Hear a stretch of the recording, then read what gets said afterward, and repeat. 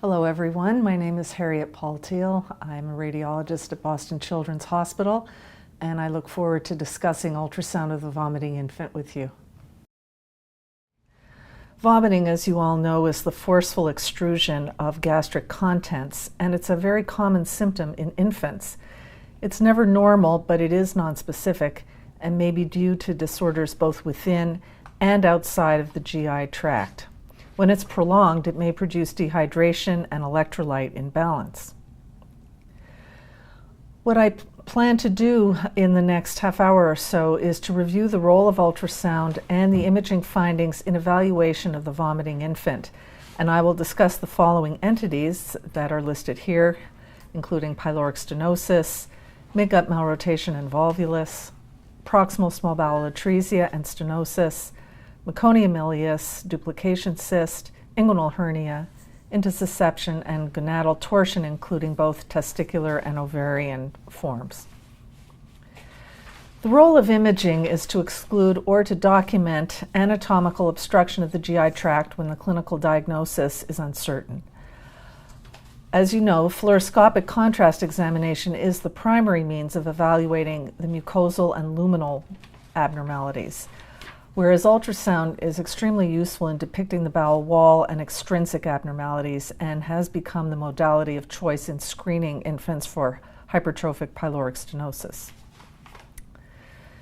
Pyloric stenosis is characterized by abnormal contractility of the pyloric circular muscle, and there is hypertrophy of this muscle resulting in a constriction of the pyloric channel.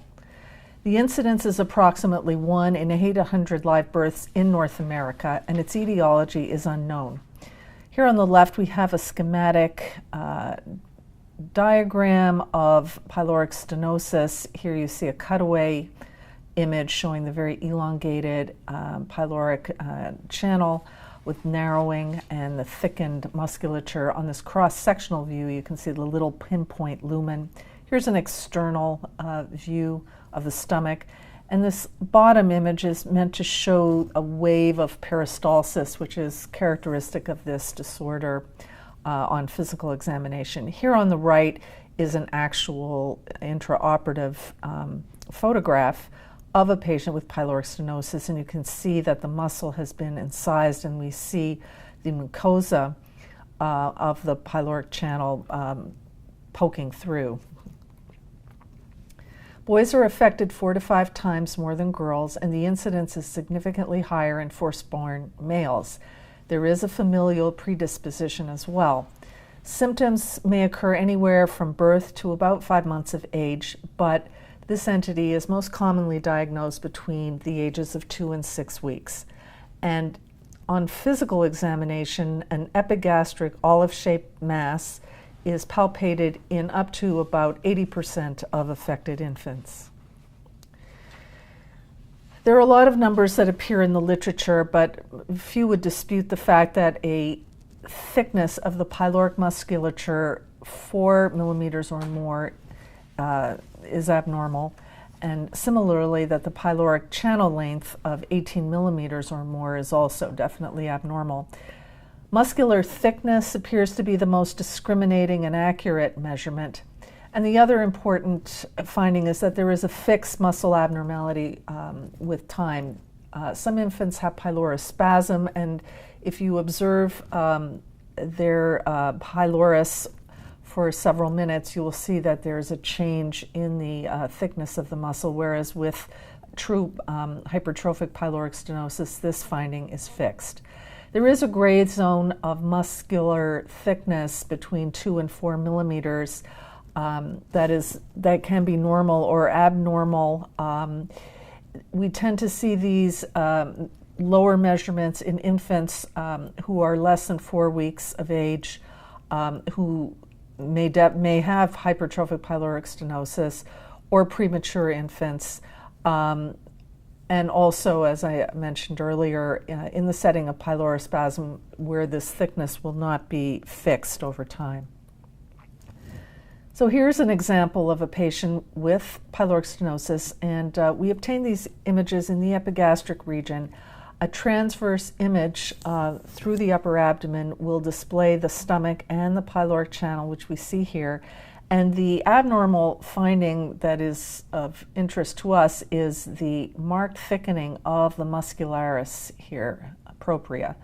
This is where we make our measurements. And on these transverse images, we get a sagittal view through the pyloric channel, which seems to be the most accurate.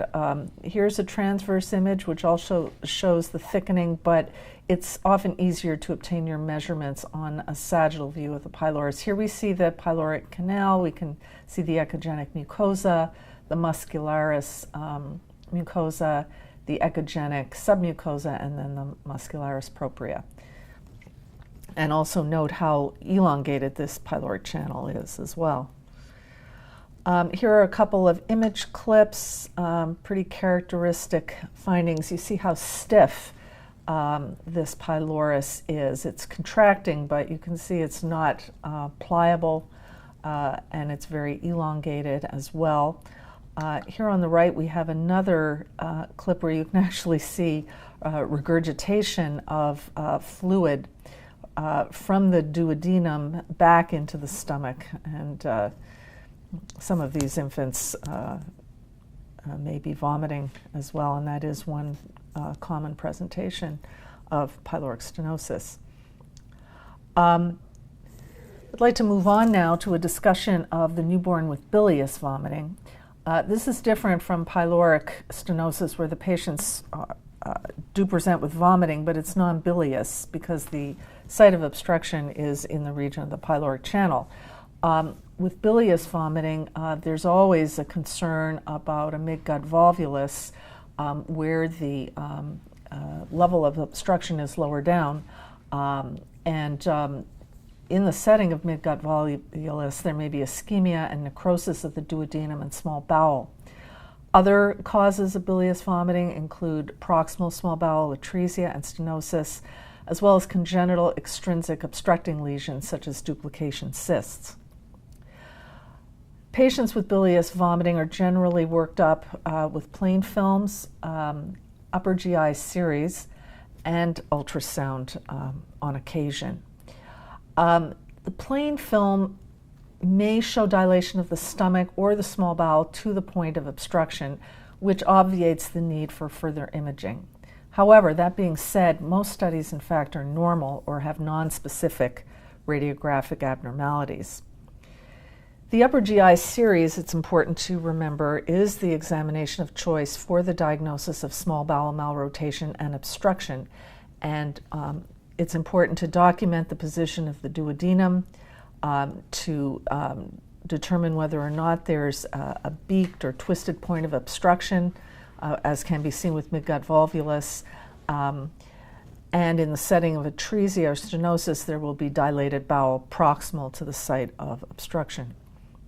So here is a normal duodenojejunal junction, or DJJ, on an upper GI series. We see the stomach, the duodenal bulb, and the normal course of the duodenum, which sweeps down and around and crosses the spine and terminates. You see the duodenum terminates at the DJJ at about the same level as the pylorus.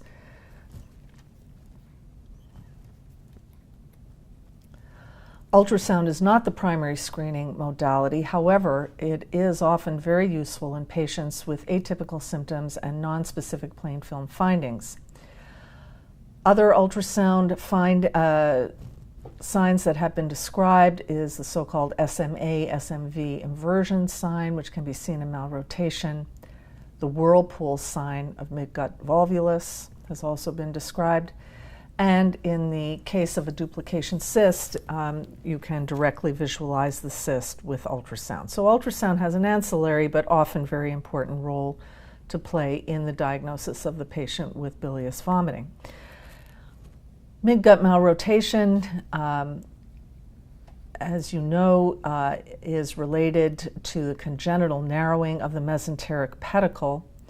Here we have a diagram showing the normal course of the mesentery, and here with malrotation it's very short.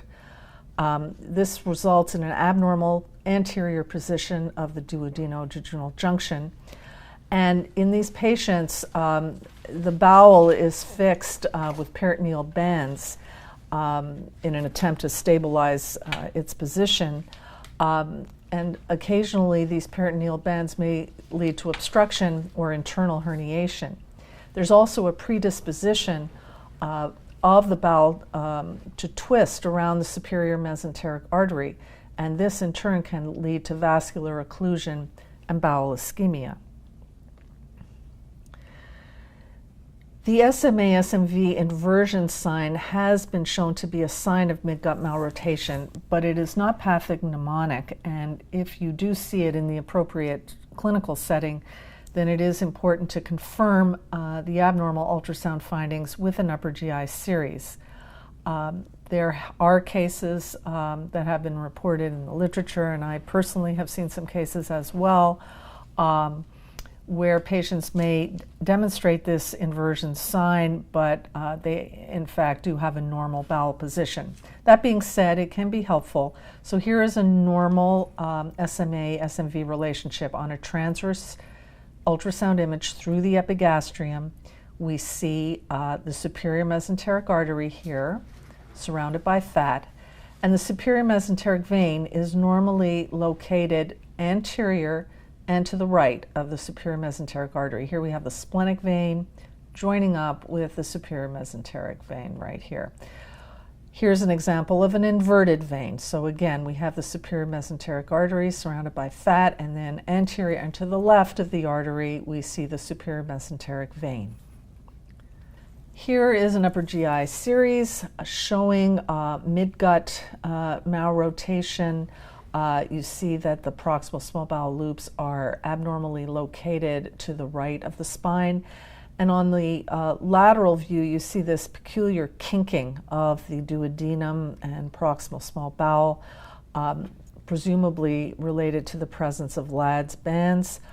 Some have described a so-called Z or Z sign that likened the appearance of this proximal bowel to the letter Z or Z.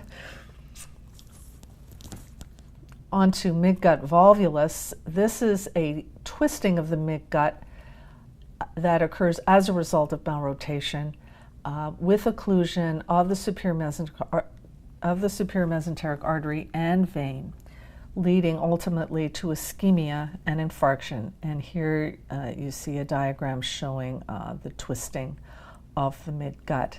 On the right is an actual clinical photograph taken at the time of surgery in someone with a midgut volvulus, and you can see how dusky and abnormal these loops of small bowel are.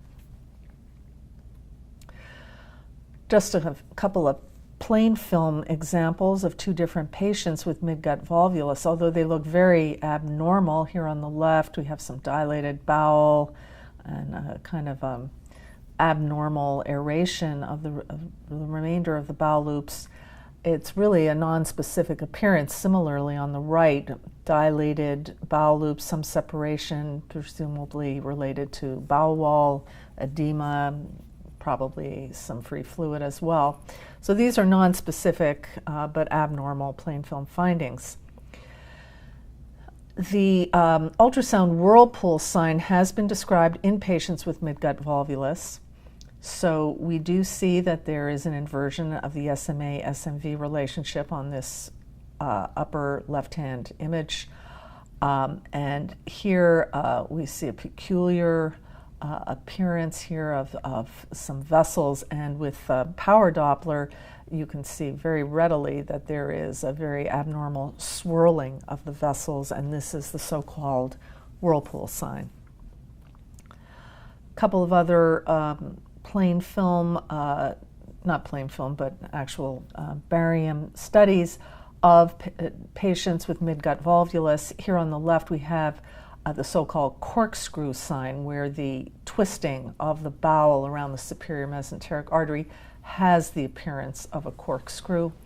And here on the right are two images of a patient who has actual obstruction of the duodenum with some beaking just proximal to the point of obstruction. Other obstructive causes of bilious vomiting include atresia and stenosis, web, meconium ileus, extrinsic mass lesions, inguinal hernia, intussusception, and I do mention Hirschsprung's disease, but I put it in brackets because it's an extremely sort of non-specific presentation of Hirschsprung's disease, and I'm not going to discuss it any further. Duodenal atresia or web may be detected on prenatal sonography, with atresia presenting shortly after birth. The diagnosis of a web or of a stenotic portion of the bowel is sometimes delayed. Postnatal ultrasound may be diagnostic, with the bowel proximal to the site of obstruction appearing dilated and filled with fluid. Here's one patient who had a duodenal web, and on the image here you can see there's a dilated stomach and pylorus, and we're seeing fluid-filled duodenum a little bit distal to that.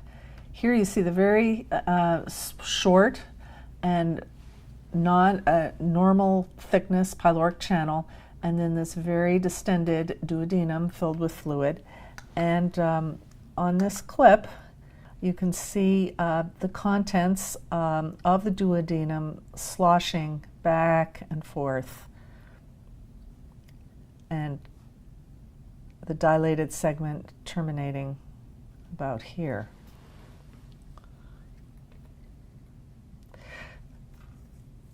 This is another patient with a duodenal stenosis. We see a very dilated air-filled stomach with some gas distally, and on ultrasound again we see proximal dilation of the duodenum, but it comes to a termination here where the red arrow is. And this patient did have a barium study, and again you see a very distended stomach and duodenum, and then a marked diminution in the caliber of the bowel at the site of the stenosis. A delayed image does show that the barium clears from the stomach and the duodenum and entered here into the colon. So it was a stenosis and not a complete obstruction. These often present later for obvious reasons. They're not as dramatic as the atresias or the webs. Intestinal atresia is a complete luminal occlusion, ischemic in etiology, that occurs more commonly in the jejunum and ileum than in the duodenum or the colon. The prenatal interruption of the vascular supply occurs in sterile bowel, and the avascular portions of the bowel simply disappear.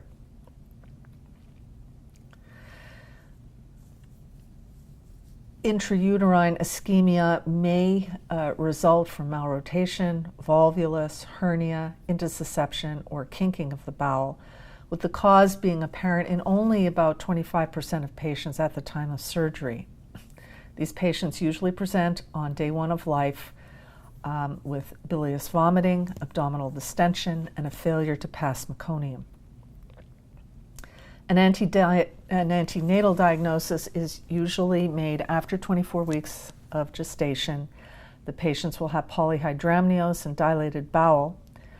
Postnatal plain films and contrast enema are the mainstays of diagnosis after birth, with an enema performed to demonstrate colonic position and to exclude meconium ileus and colonic causes of obstruction.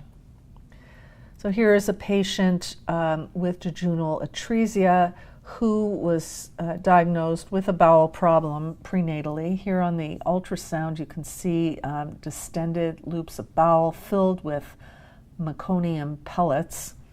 The patient did have a prenatal MRI examination which shows similar abnormal bowel. I think the resolution of the ultrasound is better and you could make out more detail. Here's the same patient at birth, postnatal imaging. So we see a big distended bowel loop in the mid-abdomen and a microcolon here on the contrast enema without filling of the dilated loop. So a presumptive diagnosis of a small bowel atresia was made and was shown to be in the jejunum at surgery. I'd like now to move on to a discussion of Meconium ileus, which occurs in 10 to 20% of patients with cystic fibrosis. It is almost always a manifestation of CF, and as you know, these patients have abnormal pancreatic enzymes and mucus gland secretions. The abnormal meconium obstructs the distal small bowel, and prenatally, bowel dilation and echogenic bowel may be seen. So here are examples of two different patients with cystic fibrosis and Meconium ileus. In this case on the left, you see dilated, fluid-filled bowel. On the right, we see that the bowel walls are echogenic. The patients will present with bilious vomiting, abdominal distension, and a failure to pass meconium. And up to about 50% of cases will be complicated by volvulus, atresia, bowel perforation, pseudocyst formation, or meconium peritonitis. Patients will undergo a variety of imaging, including radiographs, which will show dilated small bowel with a granular or bubbly bowel gas pattern. There may be intraperitoneal calcification. If there has been perforation, there may be a large gas shadow related to the presence of a pseudocyst. A contrast enema will show a microcolon and inspissated ileal meconium. So here is a patient with Meconium ileus. You'll notice on the left, on the plain radiograph, this soap bubble appearance of the bowel loops, very characteristic of this entity. On the contrast enema, we see a microcolon, and there is some filling of distal small bowel here, which is filled with meconium as well. Here's a patient with a pseudocyst, a very peculiar air shadow in the midline on plain radiography. Here are a couple of ultrasound images. This is a sagittal image, and the red arrow is actually pointing to the bladder, and then you have this huge complex cystic structure in the mid-abdomen, which has innumerable echogenic linear foci, presumably related to the presence of air within this abnormal collection. And we see on a contrast study that was done that it's outside of the bowel. I'd now like to talk about duplication cysts. The most common sites of involvement are listed here: the distal ileum, esophagus, stomach, and duodenum, and the remainder are scattered throughout the bowel. Patients may present with vomiting if there is associated upper GI tract obstruction, abdominal pain, and hemorrhage if there's peptic ulceration, because some of these cysts do contain gastric mucosa that secretes hydrochloric acid, or they may present as a painless mass. And here is one example of a duplication cyst at surgery displacing bowel loops. Here we see it removed, and here a histologic slide of the wall. By ultrasound, these cysts appear as well-defined unilocular masses with echogenic mucosa, which may be ulcerated by gastric enzymes. The muscle wall appears hypoechoic. The contents are of variable echogenicity. Occasionally, they may appear echogenic or septated if there's inspission of the contents or if there's associated hemorrhage. Here's a patient with a duplication cyst. We see that there are some echogenic foci within it, some debris. Here we see it, the cyst in relation to the liver and the kidney. Here's a sagittal view, again pressing up against the liver. Inguinal hernia. Now, most of the time we don't need to perform ultrasound to make this diagnosis. They're usually clinically obvious, but occasionally they're not. The vast majority in children are indirect. In the male fetus, the peritoneum prolapses into the inguinal canal, as we can see in this diagram on the right, normal anatomy here on the left. In the female, the prolapse occurs into the inguinal canal and labium majus, and the bowel herniation occurs through an open communication with the peritoneum.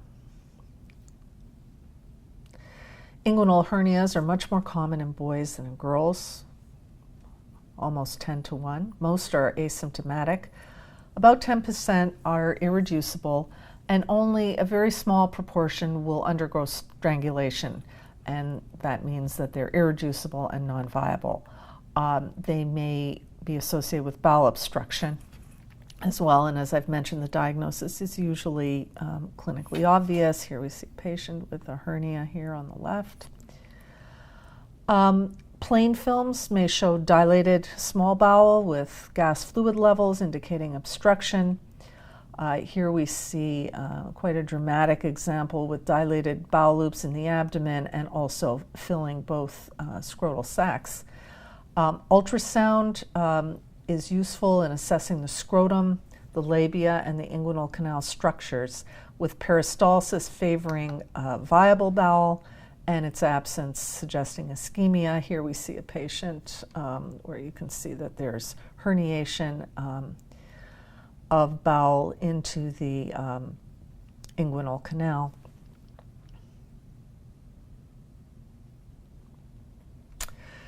Here's a patient who had an incarcerated inguinoscrotal hernia that was associated with testicular ischemia, and the patient's symptoms were actually those of testicular ischemia, and the hernia was really only it was visualized by ultrasound and then surgically treated. But you can see here on this transverse view of the scrotum, we have the normal left testicle and then the right testicle, which is markedly hypoechoic. There's no blood flow documented with color Doppler. And here we actually see the hernia enveloping this testicle. Here's an example of an incarcerated inguinal hernia in a 2-month-old girl. This is a transverse view of the groin, and these X's are overlying both ovaries, and here you can actually see the uterus, which has herniated out into the inguinal region. Here we see one ovary, here's the other ovary, and I have a clip here to show you as well. And here you can see the uterus, which is herniated out into the groin, just below the skin surface there.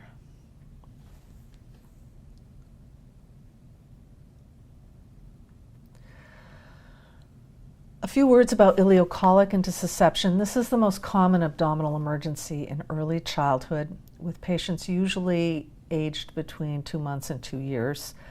And most commonly, a distal ileal loop, the intussusceptum, invaginates into the cecum and proximal colon, which receive it, the intussuscipiens, along with associated mesentery.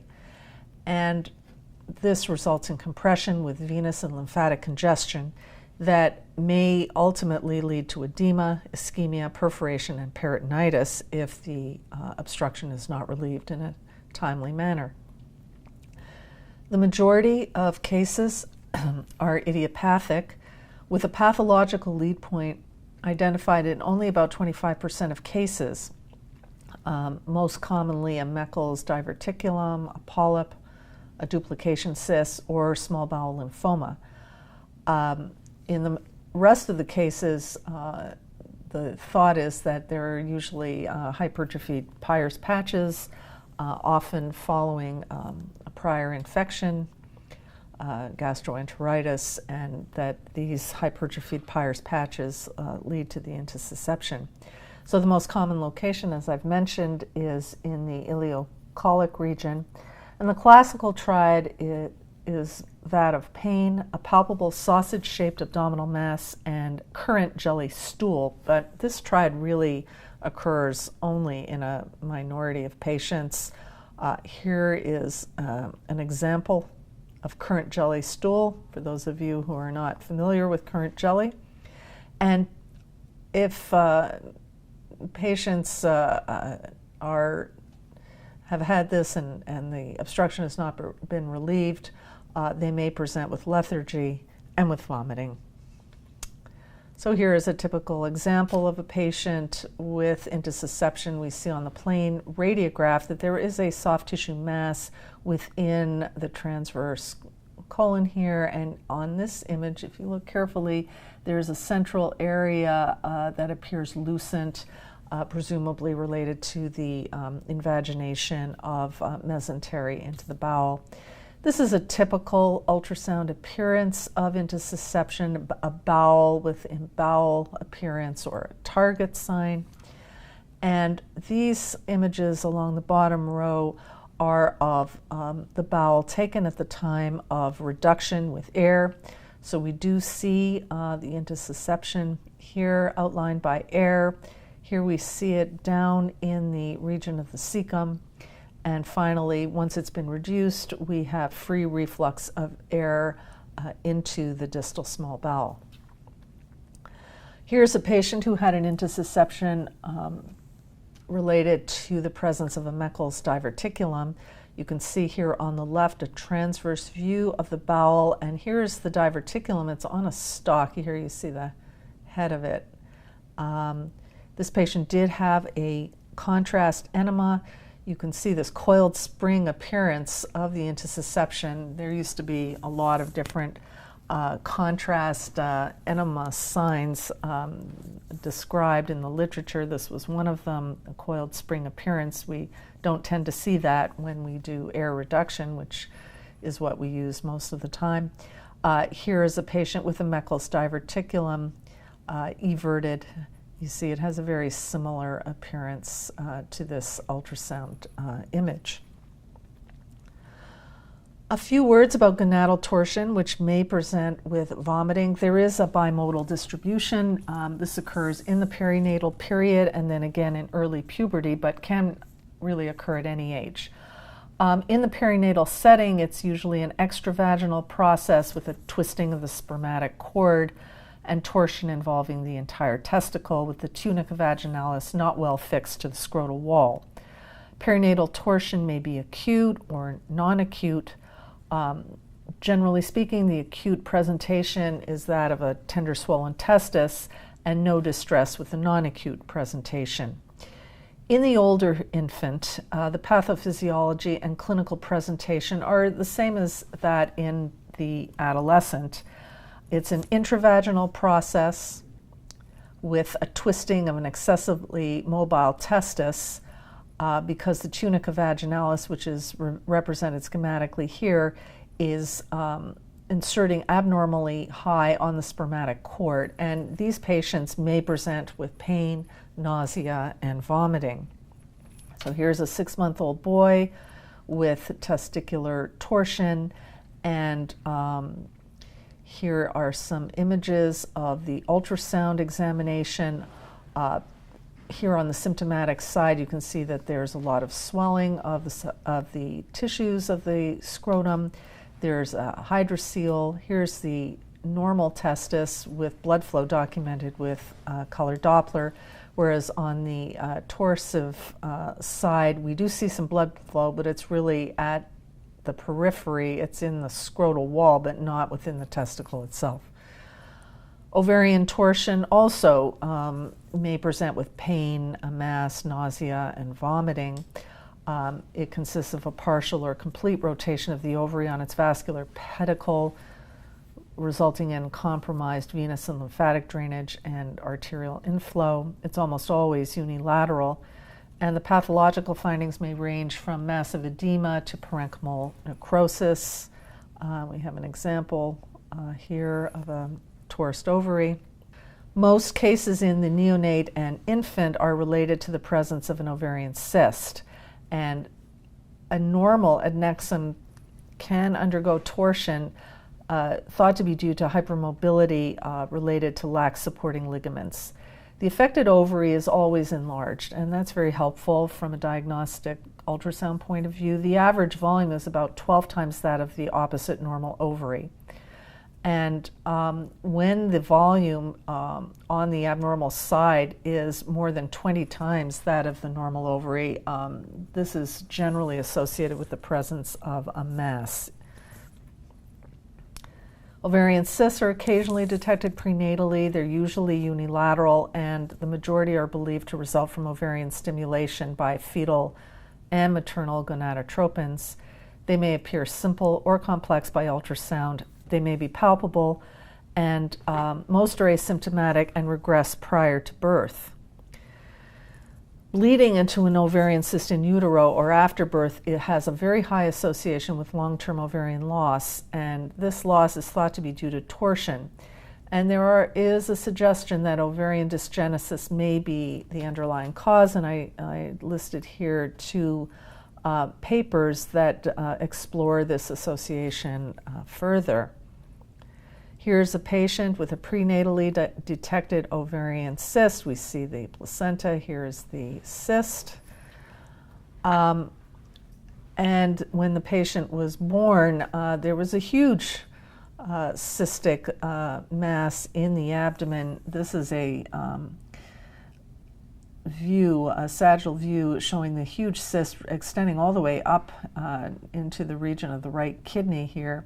Here's the bladder again, an enormous cyst with a fluid level. Here we see the uterus and no flow within this mass with color Doppler. And the patient did undergo postnatal laparoscopy and did have torsion of a hemorrhagic cyst at pathology. Here's another patient, a 17-week-old girl with vomiting and right lower quadrant pain, who had ovarian torsion. You see the massively distended follicles on these images. So in summary, I have reviewed with you the role of ultrasound and the imaging findings in the vomiting infant, the large variety of pathologic diagnoses, pyloric stenosis, midgut rotation and volvulus, proximal small bowel atresia and stenosis, Meconium ileus, duplication cyst, inguinal hernia, intussusception, and gonadal torsion. Thank you.